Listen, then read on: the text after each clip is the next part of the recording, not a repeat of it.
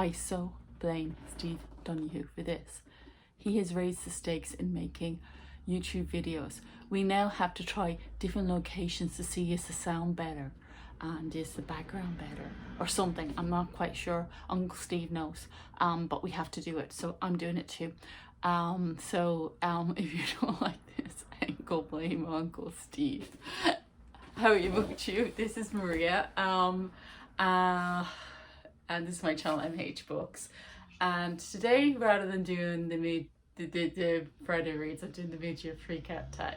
Now, the mid-year free cat tag, most people know, but if you're new to watching BookTube and you haven't seen it since last summer, it's an old tag where people went through their reading. There's some questions about your reading for the first 6 months of the year. In this case, it's going to be about 6.5 because it's the 18th of June.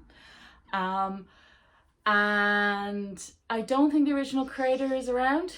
I think I did this 3 or 4 years ago and there wasn't an original creator at the time, but there wasn't a link. But if there is, I'll link it. And I think I'll just get on with the questions because I have a lot of books here. I did try to show you, I did try to film this earlier and I tried to show you the books, but we couldn't get the angle right. So you're going to see them anyway, so. So the first question is, so it's about your first 6 months. By the way, everybody is tagged in this, including subscribers to everybody's channels, every Instagrammer, book Instagrammer, every book Twitterer, whatever they're called, everybody in book Twitter are all tagged in this automatically. If you're watching BookTube or participating in BookTube, you're tagged by everyone, not just me. So if you want to do it, please do. You can do it by commenting in my channel or anybody else's channel, or by uploading your film, by uploading onto Instagram or uploading onto Twitter. So the questions are: the mid-year Bud Free Cat tag, the best book, number 1 is best book of so far this year. Now, it's too early to say. I just finished this last night, but I think I'm going to be rereading, well, I am going to be reading it because I'm listening to an audio at the same time. So I'm actually reading and listening, and normally I alternate between the two and read like a chapter by audio and a chapter in written form. This time I'm reading it twice because it is Toni Johnson's Sula, which has, Toni Morrison has the most amazing voice. She's beautiful reading this. Loved it. Will be more careful of my copy because I'm starting to actually destroy it, and it's a 1970s edition.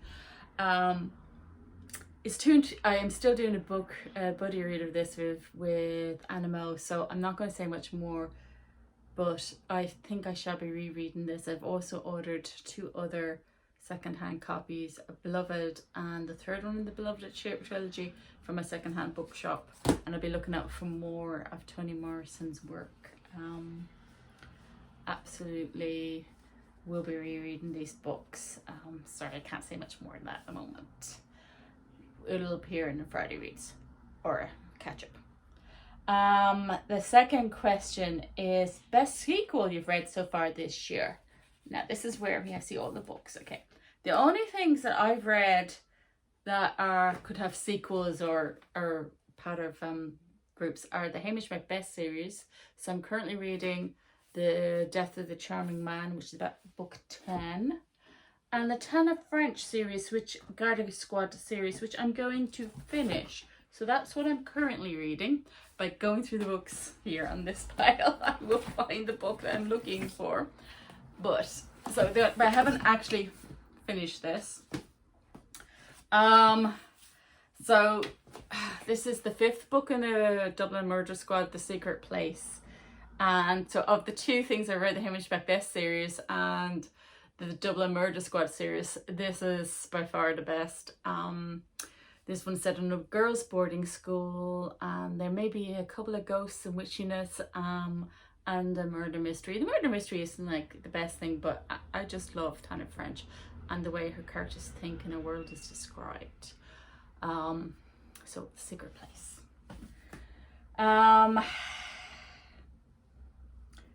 New releases you haven't read yet but want to. I had to narrow this down and it was difficult. So, I narrowed it down to Irish female authors only. Isn't this gorgeous? There's also a question about the beautiful books you've got, and I've gotten so many. So let's appreciate all my good, beautiful books, because I'm going to show you through when I get to that question. So the beauty of impossible things. Foresight is not always a gift. This is about a 15-year-old in the summer, and I actually just wanted to read this bit of a description from a Goodreads friend. I'm not naming the Goodreads friend only because some people don't like being named on other sources on the internet.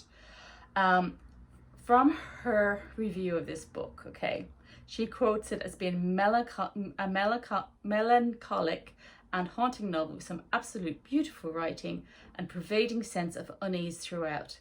This novel is best approached with no preconceptions. So there's that one. Let me see. Anne Griffin, who used to work as the accountant in Youth Work Ireland, and I took over her role, and now I work for the Irish Motor Neuron Disease Association. But that's how I met Anne Griffin. She actually gave up her job to work in a bookshop and then to start writing books, do her master's in writing, to start writing books. I can't remember the name of her. When All Is Said is her other book. Listening Still is about, very similar in theme maybe to whose name I've forgotten to mention, Rachel Donohue's book. Anne Griffin's book has, again, a character, I think her name is Jeannie. She can hear and it's a family trait, hear the last words of dead people, and she uses it for good. Kind of like, reminds me of Ghost Whispers, maybe, I don't know, that TV series. So that's what, and then her dad is obviously in the business, retires, and now she has some life decisions to make. Does she still want to do this? Does she want to have children, all the rest? Does she want to carry on this family business? So that's what she's contemplating. This one is supposed to have Sally Rooney's normal people vibes. It is Snowflake, Louise and Nealon, I think your name is, Louise. I will hear it sometime and I'll know for sure. This one is set, this isn't about Maeve. She lives on a farm, she goes to Trinity College. This is the normal people vibes. She comes from an eccentric family. Her uncle is an alcoholic, and it's about her family and about trying to fit into Trinity, as far as I understand. Trinity College Dublin is the university I went to do my undergraduate in. They are not, the students there are not the easiest people. I was working class. I was 30 years old, and I didn't have the money to go out with them, so I was honest and said I didn't have the money to go out. And so I just got this reputation of complaining about not having money. They're that kind of people in Trinity College. And I'm sorry if you went to Trinity, but that's how I was treated. So when I see folks written at Trinity, I find it, I found over people too close to the truth. I've just insulted somebody. I'm really sorry. Not everybody's the same. That's a very big generalization. All working PS people have chips on their shoulders. There you go. We just made it. Let's all be generalists. Okay, the most anticipated release for the second half of the year is Billy Summers by Stephen King. It's the only one I know of. I'm looking forward to everybody's answers to this tag, so I know what else I'm reading. Biggest disappointment was Henry James's Turn of the Screw. I'd heard it wasn't that huge a disappointment, to be honest. I'd heard it wasn't that good. The other one is not a huge disappointment, but I should have liked this book more than it did. It involved some spiritualist activities. It's a mystery set in Victorian England. So it's House on Vesper Sands, Padraic O'Donnell. I just didn't gel with it as much as I thought. It was still a 3-star read, so I've had a particularly good year. Biggest surprise. It's gonna be a huge surprise because I've forgotten which one I was gonna put down for that. We might have to come back to that question because I'm doing this in one take. The favorite author debut or new to you? Okay, poetry. Caleb Femi, Poor, amazing.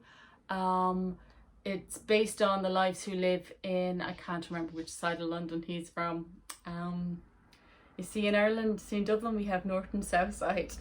I think it's east and west of London. I don't remember. But it's the boys, the black boys from the flats, and his just sheer joy in the way he describes these, and just being a black man and suddenly growing up and people suddenly not trusting you or sit beside you in the underground and things, but also just the love and the joy of living in these flats and living in this concrete jungle, and just how the environment affects everybody. Love this poetry.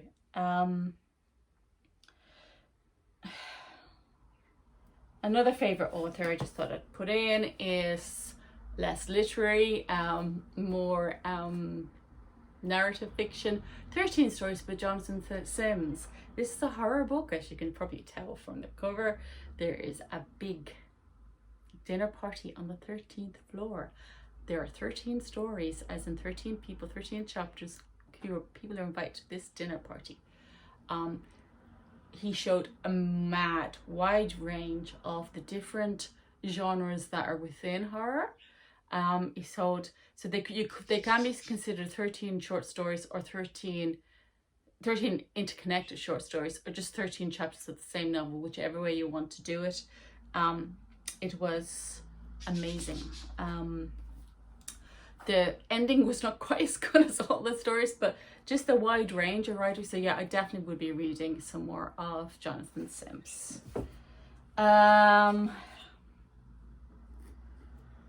Newest fictional crush is also my newest favorite character, and she appears in 2 books I've already shown you guys. I have to now go there and there and try not to drop them. So we have Antoinette Conway, who appears in this. This book is reading what TanaFrench does if you don't haven't read her yet, which most people have, but if you haven't, when she does a murder squad, is she tells us through different detectives' perspectives each novel. So they meet somebody and that person's the next person to tell the next story.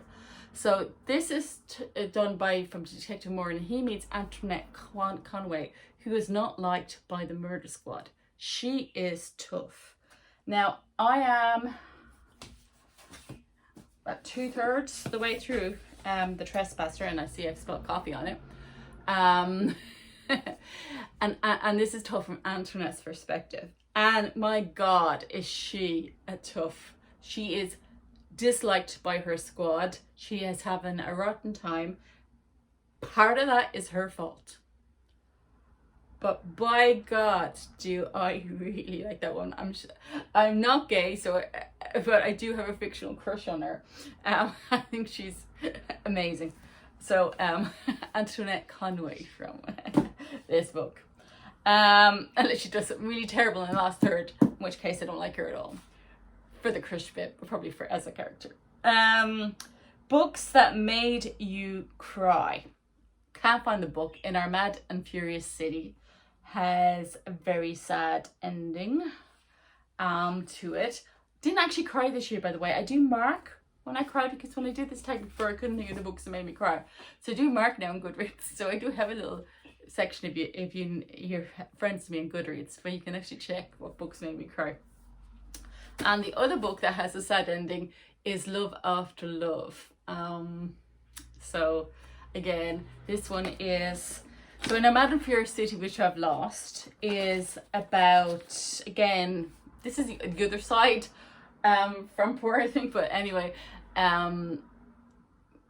about the people who live in some tower block flats in in London, and yeah, it has an incredibly, you know, poignant ending, as does Love After Love, which is about an unusual family in the Caribbean, and it also has some LGBTQ themes, and it has a sad ending to it. Books that made you happy.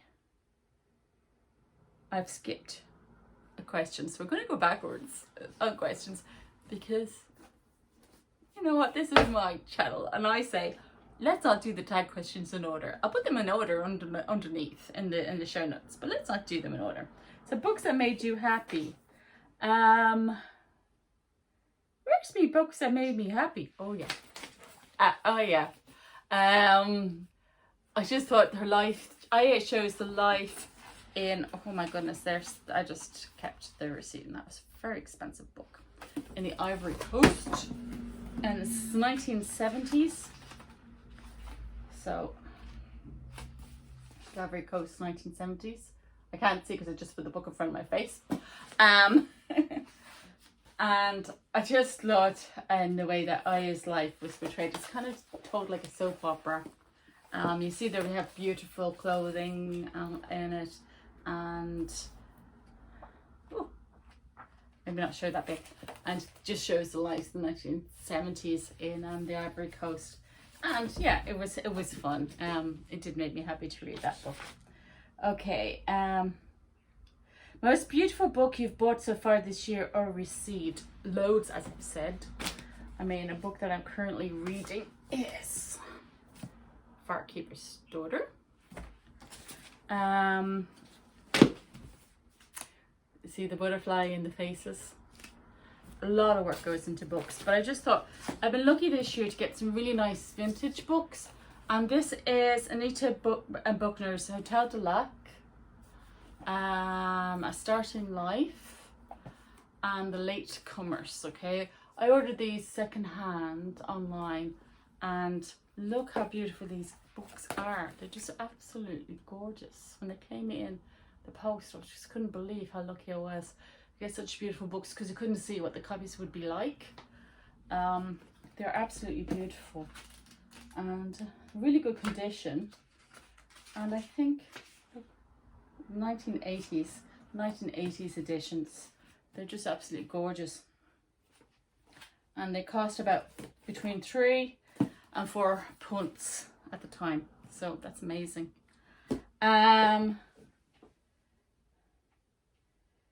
Okay, I'll leave the question 13 to the last. What books do you need to read by the end of the year? Okay. Books that made you happy, most beautiful book, books that made you cry, new favorite character, new favorite author, debut or new to you. Biggest surprise. Did I answer biggest surprise? I'm so confused. I feel like I'm doing an IKEA kit. Pieces left over. This was the one I skipped of the books that I haven't read yet. This is The End of the World is a Cul-de-sac by Liz Nugent. One of the books I really want to get to. It's short, sorry, it's not by Liz Nugent, it's by Louise Kennedy. Liz Nugent is blurbing the cover. These are short stories that I really want to get to. Get another Irish female author. The biggest surprise is The Flat Share. I didn't think, it's been a while since I read things that are very much rom-coms and books, and enjoyed it, and I really enjoyed this one. So I really do. This one is fun. I think you should pick it up. It is in my on haul pod, by the way. The charity shop's a bit full at the moment. And this was selected as a new to me author too that I wanted to read. See, that's what I do with the IKEA shelves too. I go back and I try and put the pieces I skipped in. So this is a a new to me author though. That was a bit of a surprise, and I really wanted to read it. This fits lots of categories now. Leonard and Hungry Paul. So I will be getting more Ronan Hessian's Who is Sean the Book Maniac's Friend books. And last question, as we are at the 20-minute mark. You do know you can speed up these videos, by the way. It took me about 2 years on YouTube to realize you could speed up videos. This is my project. People may remember this from 2 or 3 years ago. From starting from August. So this is a book I want to read by the end of the year, but it won't be the end of this year. It'll be the end of, it'll be about 19th of August 2022. This is Uwe Johnson's. The budgies ate it, look. Bloody hell. Everything, they eat them. Anyway, this is Uwe Johnson's Anniversaries. It is told in diary form. So there's diary pages, and they start off around, I think around the 20th of August. Let's see, can I get it out? I'm so annoyed at the budgies for eating it. So this is what one looks like inside. So technically this is 4 books. 2 are bound together. So it starts in August 1967, and there's like you know, every day has an entry, and the story is told like that. So I will be starting this on the 19th of August 2021, finishing, or sorry, the 20th of August 2021, finishing up August 22nd, August 21st, sorry, it's August 21st. So I'll be starting this on the 21st of August 2021 and reading it until the 20th of August 2022. I may not read every day, I might just catch up each week, but I meant to do this 2 or 3 years ago when another group were doing it, so I'm going to do it this year. That's my big aim for the second half of the year, to start this project. So now I have to be accountable. Okay, so 1 take, because this is the way Steve Donohue does it. He does it in 1 take. And I just have to wrap up by saying I hope whatever you're reading that you're enjoying it, and that, you know, that everybody is taking care of themselves and being kind to themselves and others at the moment. I think some of the stresses of the beginning of this year, especially in Ireland, have really hit at the moment. Even though we're suddenly free and let out, it has suddenly hit a lot of people in my life all at the same time. So take care and enjoy your reading. Bye.